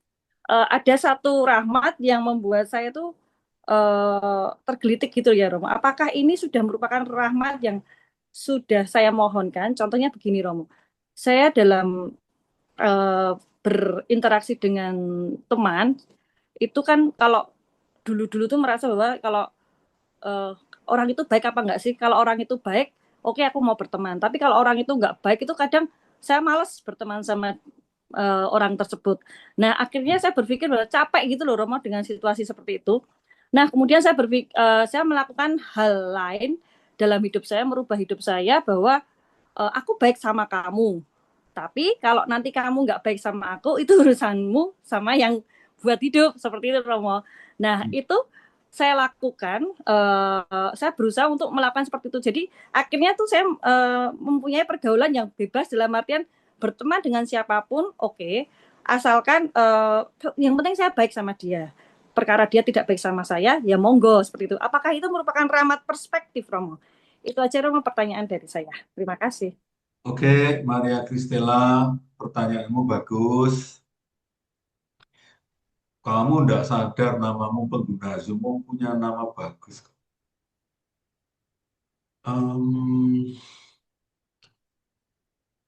Ya, itu tadi sebetulnya jawaban atau yang diceritakan oleh Maria Kristela itu bisa ditanggapi dengan yang tadi saya pakai untuk menanggapi Ibu Dionisia Kristianti ya, tentang persepsi dan keyakinan. Kalau persepsi saya tentang seseorang itu sudah negatif, maka biasanya juga itu mempengaruhi banyak sedikitnya saya berrelasi dengan dia. Itu pasti. Lalu saya lebih kalau tentang pertemanan dengan sesama manusia ya, saya akan menggunakan prinsip saya akan semurah hati mungkin yang saya bisa lakukan. Murah hati berbagi. Plus saya tidak akan berharap terlalu banyak atau bahkan menurunkan ekspektasi sebanyak mungkin. Konkretnya, saya berrelasi baik dengan seseorang. Lalu seseorang itu pinjam uang kepada saya. Jumlahnya lumayan. Dan saya sudah punya persepsi bahwa orang ini tidak akan pernah bisa mengembalikan uang itu. Saya tetap akan bermurah hati dengan mengatakan, temanku, saya akan memberimu sejumlah uang yang bisa saya berikan. Dan ini sifatnya pemberian, bukan pinjaman. Misalnya dia mau meminjam 25 juta. Dan kebetulan saya punya rezeki adalah uang misalnya 500.000 atau 250.000. Dan saya berikan. Walaupun ini untuk saya jumlahnya tidak kecil, temanku, saya hanya bisa memberikan ini. Ambillah, bukan sebagai pinjaman, tapi pemberian ikhlas dariku. Aku tidak berharap apa-apa dari pemberian ini. Semoga ini bisa membantumu sedikit. Misalnya, pulang dari sini kamu bisa nge-grab dengan uang ini. Jadi dalam kasus berteman, ketika dalam situasi tertentu, saya akan memakai prinsip itu. Tetap bermurah hati, tapi saya akan berhati-hati menata ekspektasi. Kalau kaitannya dengan Tuhan, saya tetap akan berpersepsi seperti tadi sudah saya ceritakan. Dengan bahasa indah tadi khususnya. Saya meminta setangkai bunga, Tuhan tidak memberi. Padahal saya sangat butuh tangkai bunga ini. Tapi saya akan punya persepsi, saya akan tetap menghidupi persepsi. Tuhan akan memberi saya mungkin taman, mungkin pohon, mungkin uang, mungkin apapun. Tuhan sudah punya rencana memberi saya sesuatu. Bukan setangkai bunga, tapi hal lain yang pasti akan lebih berguna. Nah, persepsi dan keyakinan itu yang akan saya pegang. Dan kalau selama saya memegang persepsi dan keyakinan itu, Maria Christella dan teman-teman lain, saya tidak mudah frustasi ketika permohonan saya tidak dikabulkan Tuhan. Itu Maria Christella. Ya, terima kasih ya Romo. Terima kasih, Ya, sama-sama. Terima kasih Bu Maria. Oke, Yuda melihat ada teman Eh, lain yang raise ada hand lagi Romo. atau Romo, satu lagi Romo dari Bu Sri Rejeki. oke. Ini pertanyaan nih Romo. 258. Romo, saya pernah merasa ada masa terasa hampa dalam sebuah doa. Saya tidak mengerti akan doa apa dan bagaimana saya menyapa Allah. Jika hal ini kembali lagi, hal apa yang perlu saya lakukan, Romo? Oke, Bu Sri Rezeki, halo, salam, selamat malam ya. Kita pernah bertemu di Wisma Kinasih kemarin, perjuangan dari Semarang sampai Bogor. Hebat. Dan terima kasih selalu bertanya, mengajukan pertanyaan-pertanyaan yang kritis, pengalaman yang tajam. Saya mau menjawab dengan bertitik tolak dari kata hampa. Mulailah, sa- atau saya lebih sharing begini. Saya akan memulai sebuah doa atau berkomunikasi dengan Tuhan mulai dari saya merasa apa. Saya sedang merasa hampa. Ya sudah, Tuhan, saya sedang merasa hampa. Setelah itu lalu apa? Saya bisa mencari mazmur yang kira-kira bisa mengekspresikan situasi hati saya. Ada banyak mazmur. Mazmur ratapan, mazmur sedang kesepian, mazmur ketika seseorang sedang dalam ancaman musuh dan nyaris mati gitu ya. Dengan kata lain, Bu Sri, coba buka-buka kitab Mazmur. Di sana ada banyak jenis situasi. Nah, bacalah Mazmur yang sesuai dengan situasimu. Biasanya, sejauh saya mengalami, minimal ada satu kata atau satu ayat yang lalu bisa memberi inspirasi lebih lanjut. Saya harus mikir apa, saya harus merasa apa, atau saya merasa dibawa kemana. Yang berikutnya, ada buku bagus, judulnya God, I Have Issues, ditulis oleh Mark E. Thibodeau. Itu ada di bab 6. Coba cermati, bab 6 lihat lagi, gresek-gresek lagi. Itu buku yang berisi perasaan-perasaan. Daftar isinya tuh menunjukkan perasaan A, B, C, D, dan seterusnya. Nah, buku itu gunanya untuk ngecek, aku saat ini sedang merasa apa ya? Cek daftar isi.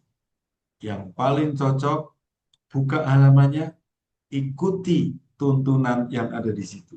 Nah, kita bisa buka kata-kata, kalimat, tuntunan-tuntunan yang ada di situ bisa membawa kita mesti kemana di saat hampa.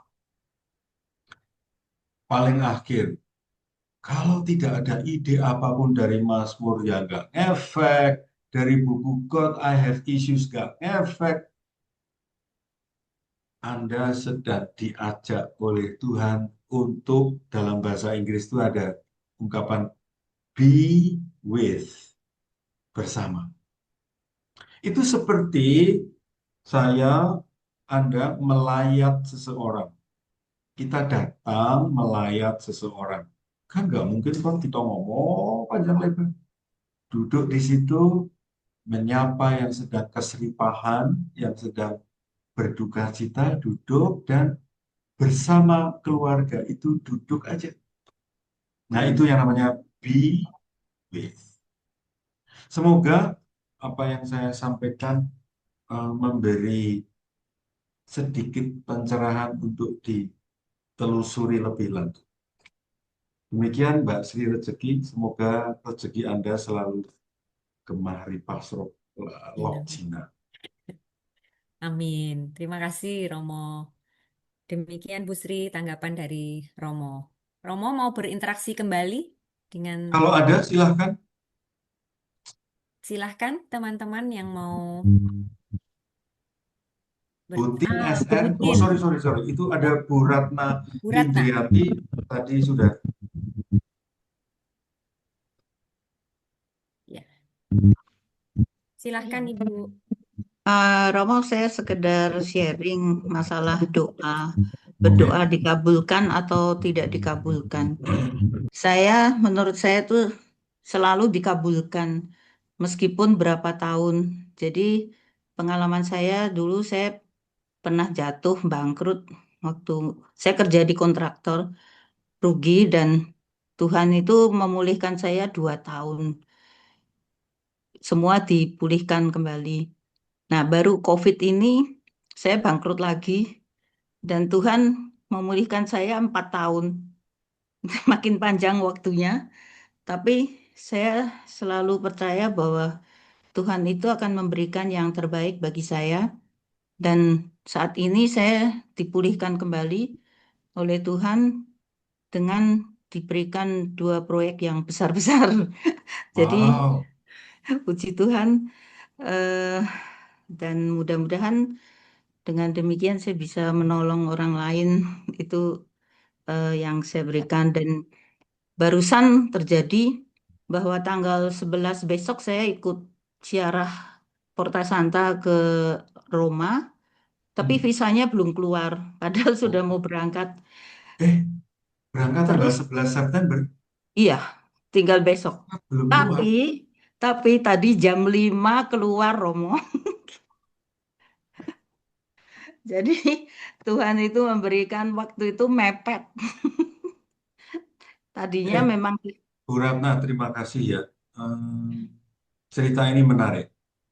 ya, Bangkrut, terus memohon, sabar memohon, 2 tahun, 10 tahun, mengalami pemenuhan atas doa permohonan.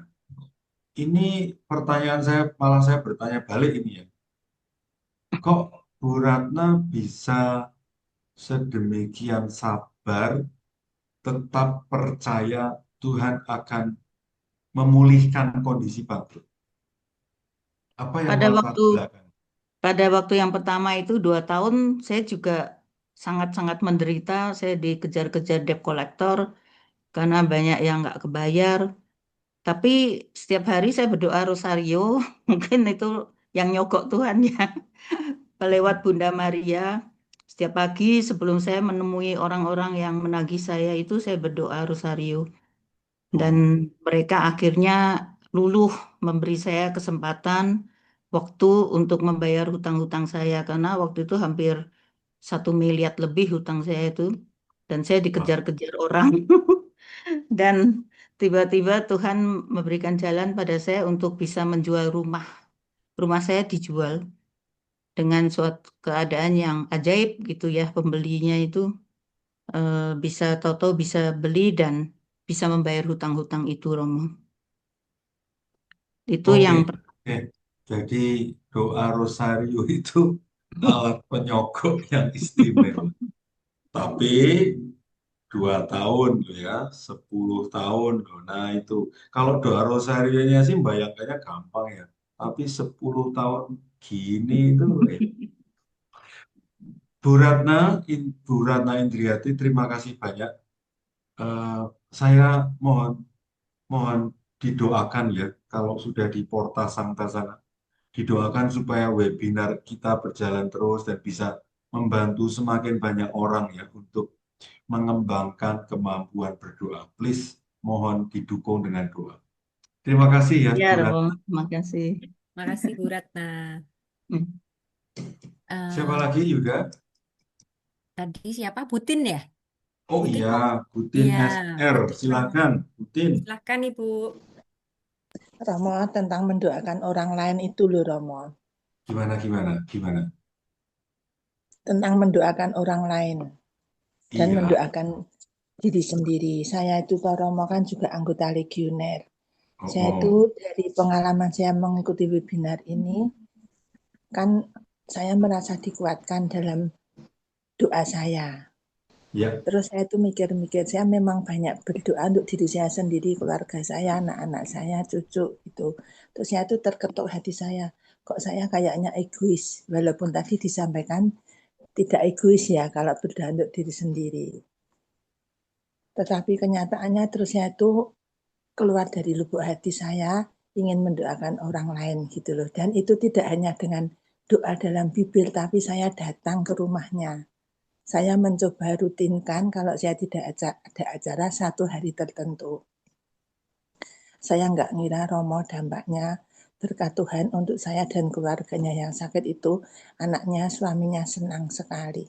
Dan saya merasa semakin di, dibesarkan hati saya sendiri dengan mengikuti webinar ini dari hari ke hari saya berusaha selalu dan ingin selalu mengikutinya karena dampaknya betul-betul saya rasakan dan dirasakan juga oleh keluarga orang lain.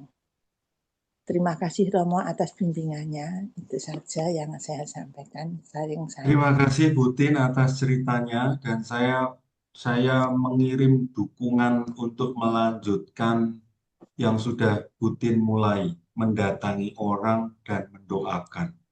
Itu keren. Ya Itu Romo, karena saya itu cuma mikirnya kalau saya tidak datang aja sakit terus lapor saya doakan ya gitu kok kayaknya kurang kurang gimana iya. ya kurang mantap gitu tuh saya dengan tindakan. Jadi tidak hanya dengan kata-kata tetapi dengan tindakan dan dampaknya Romo di luar dugaan saya.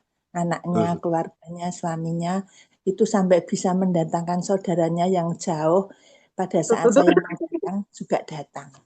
Oke, bagus. Terima Teman-teman, kasih mari Pak. kita mencontoh Putin ini. Memang legioner itu salah satu aturan main memang mendoakan.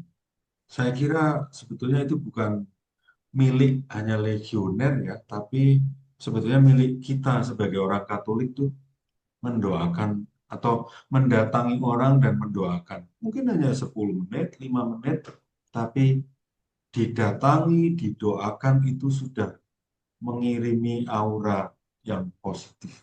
Terima kasih Butin atas ceritanya. Masih ada Yuda tadi yang raise hand.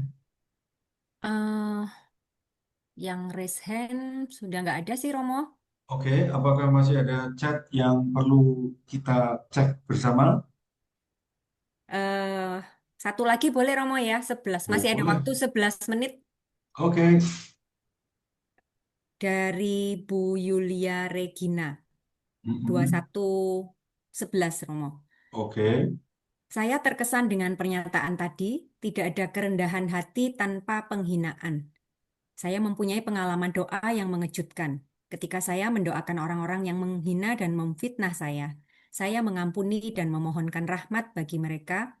Namun beberapa waktu kemudian saya mendengar berita bahwa mereka mengalami berbagai macam penderitaan. Lalu saya menyampaikan, Tuhan bukan ini doa saya. Begitu Romo. Oke, ini cerita yang menarik ya.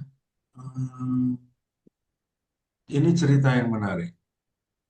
Em, apakah celaka yang dialami oleh orang-orang yang menghina Bu Julia itu dari Tuhan? Saya tidak tahu. Tapi saya mendukung yang dilakukan Bu Julia, yaitu tidak mendoakan orang yang menghina itu celaka. Menurut saya poinnya itu. Walaupun saya dihina atau walaupun Bu Yulia dihina, tetapi tidak mendoakan orang yang menghina itu celaka. Ini poinnya. Poin lain, bahwa orang yang menghina Bu Yulia, walau tidak didoakan celaka, tetapi mengalami celaka, ya itu hal lain. Dan malah mungkin ada baiknya kalau Bu Julia mendoakan supaya orang yang celaka itu tertolong. Itu akan lebih mulia. tidak mendoakan orang mengalami celaka itu baik. Mendoakan orang yang celaka supaya tertolong itu lebih mulia. Demikian, Yuda, yang bisa saya Baik, sampaikan. iya. Terima kasih Romo. Tapi keren sih ya Romo ya. Bagus banget ini Bu Yulia. Mhm. J. Eh, Romo, sisa 8 menit lagi kita akhiri. Boleh? Boleh. Baik, terima kasih Oh Romo. iya, jangan lupa teman-teman, Yuda, sorry. Iya, baik Romo. Em, Silakan. Pertanyaan, cerita, tanggapan yang Anda tulis di chat room dan itu dikirim kepada saya oleh teman-teman panitia, itu saya tanggapi dan dikirim kembali ke WA group webinar Selasa malam ini. Maka silahkan Anda yang pernah menulis di chat room, cek WA group, di sana sudah ada tanggapan, jawaban dari saya. Cermati yang ada di sana. Itu. Silahkan Yuda. Ya, baik Romo. Terima kasih. Sekali lagi teman-teman terima kasih. Terima kasih juga Romo Nano, banyak rahmat dan pencerahan yang saya dan teman-teman webinar pastinya yang didapatkan pada malam hari ini dari bab 7. Seperti biasa sebelum webinar kita akhiri, saya akan kembali membacakan pengumuman.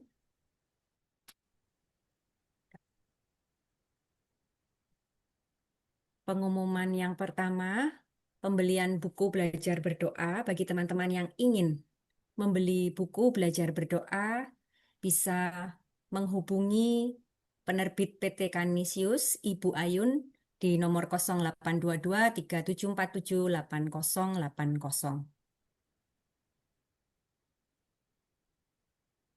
Jangan lupa untuk mengikuti sesi 8 dari buku belajar berdoa di hari Selasa tanggal 16 September 2025. Doa dasar dan rumusan doa lainnya. Sekarang Tuhan, perkenankanlah hamba-Mu berpulang. Persembahan kasih bagi Bapak, Ibu, dan sahabat-sahabat webinar yang berkenan dan terketuk hatinya untuk memberikan persembahan kasih bisa ditransfer melalui rekening BCA di nomor 604-453-5887 atas nama Indriani I atau Liliana. Persembahan kasih nantinya akan dipergunakan untuk membantu pendidikan Jesuit muda.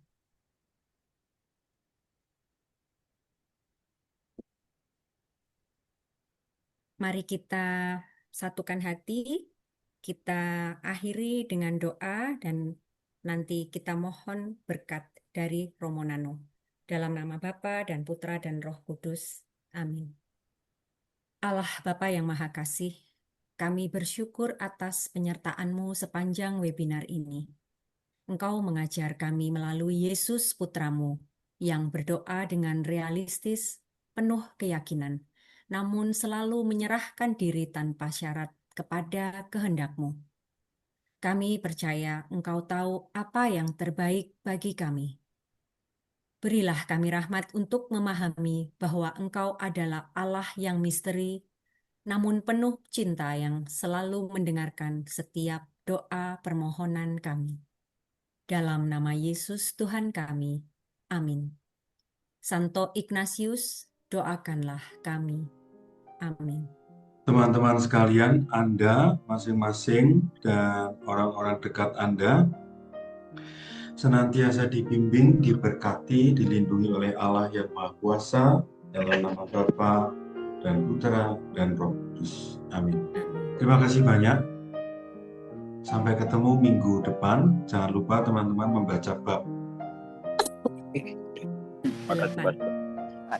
Terima kasih Romo. Terima kasih kasih Romo. Romo. Terima kasih Pastor Oke Mano. semua, Terima selamat kasih. malam. Makasih Yuda, Romo. thank Salam you. sehat. Terima kasih Romo. Sehat Romo. Thank Dadah. you. Kasih Romo Dadah Mano. semua. Terima kasih Rama. Selamat Romo. malam. Jadi Terima pamit kasih ya. Pastor. Ya, Selamat bab istirahat. 8 ya, minggu depan bab 8. Ya, terima kasih. Romo. Thank Makasih, you. Romo. Bye-bye. Bye bye.